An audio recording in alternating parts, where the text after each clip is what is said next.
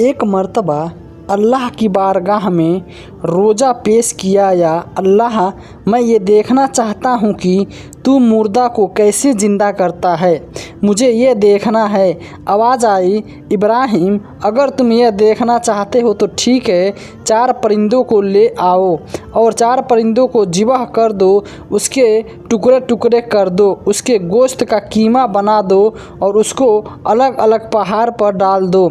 जो लोग यह कहते हैं ना कि दुनिया में जो बंधा चला जाता है, जो मर जाता है, जिसका इंतकाल हो जाता है, तो दोबारा उसके जिस्म में जान नहीं डाली जाती। जिसका ख्याल है, जिसका यह कहना है कि तू दुनिया में जिसका इंतकाल हो गया है फिर वो हमेशा के लिए ख़त्म हो गया, ऐसा नहीं है। उससे सवाल जवाब भी होते हैं, हिसाब किताब भी होगा। लोगों का यह अकीदा, यह कहना है कि जो मर गया तो बस उसके बाद अब न तो जिस्म में जान डाली जाएगी, ना तो उसके कोई सवाल जवाब होंगे, तो उनका यह सोचना गलत है।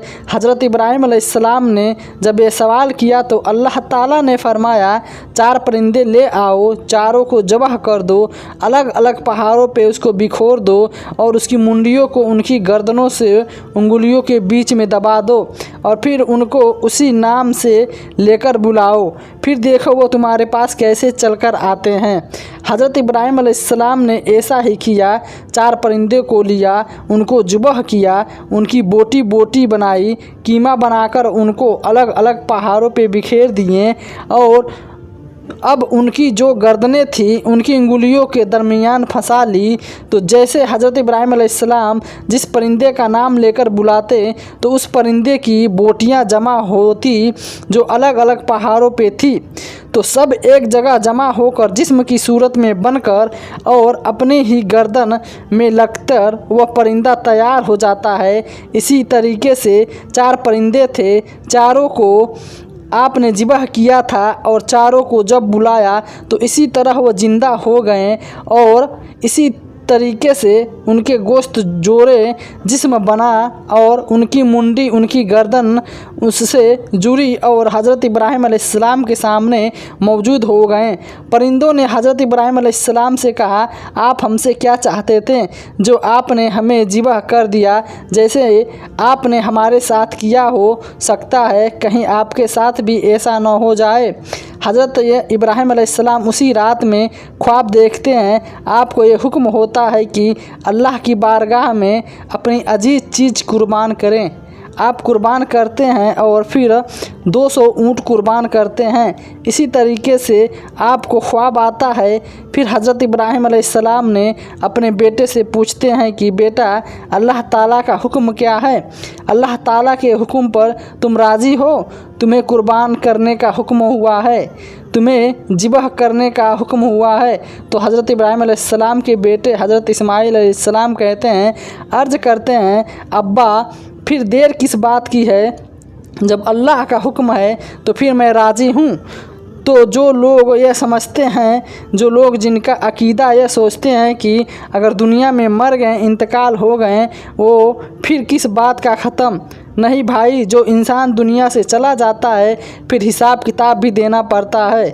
दुनिया में उसे कैसा दूसरों के साथ बर्ताव किया था, उसका कैसा रवैया था।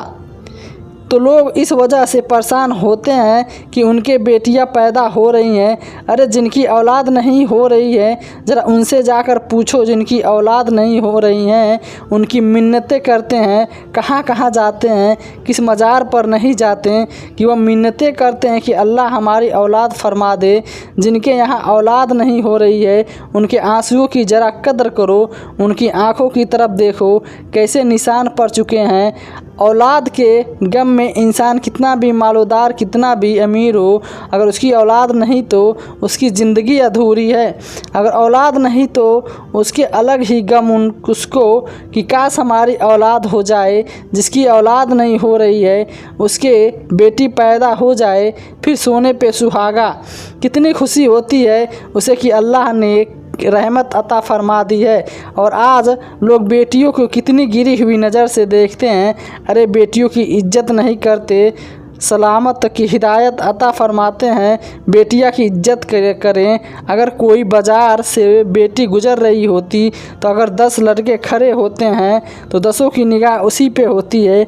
ज़रा अपनी घर की बहन बेटियों को भी निगाहों में बसा लिया करो कि जैसे हमारी बहन बेटी हैं वैसे ही रास्ते से गुज़रने वाली भी, जैसे हमारी बहन बेटी हैं वैसे भी ये भी हैं। तो उम्मीद करता हूँ मेरा छोटा सा वाक्य अच्छा लगा तो चैनल को सब्सक्राइब जरूर करें।